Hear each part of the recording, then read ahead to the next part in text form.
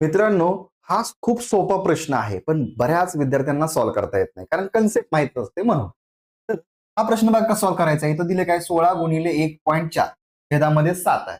इथं वरती 1.4 आहे. मग पॉईंट काढण्यासाठी काय करतो आपण? 16 गुणिले हे 14 लिहितो. पॉईंट काढला, मग पॉईंट काढलेला पॉईंट नंतर एक अंक आहे. मग एक अंक म्हणजेच इथं 7 आहे गुणिले 10 ठेवतो. एक अंक असेल पॉईंट नंतर 1 0 म्हणजे 10 ठेवतो. पॉईंट नंतर 2 अंक असेल तर 100 ठेवतो. पॉईंट नंतर 3 अंक असतील तर 1000 ठेवतो. हे लक्षात ठेवा, छेदामध्ये ठेवतो. आणि छेदामध्ये पॉईंट असेल, छेदामध्ये पॉईंट नंतर एक अंक असेल तर अंशामध्ये मित्रांनो 10 ठेवणार आहे. छेदामध्ये पॉईंट नंतर 2 अंक असेल तो पॉईंट काढायचा आहे, मग वरती 100 ठेवणार आहे अंशामध्ये. हे लक्षात ठेवा. आता बघा मित्रांनो, 7 एके 7, 7 दुनी 14, 16 दुनी 32 आलं.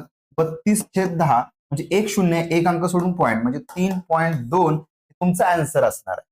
समजून घेतलं की काही प्रॉब्लेम येणार नाही. या प्रश्नाचं उत्तर आता तुम्ही कमेंटमध्ये देऊ शकता.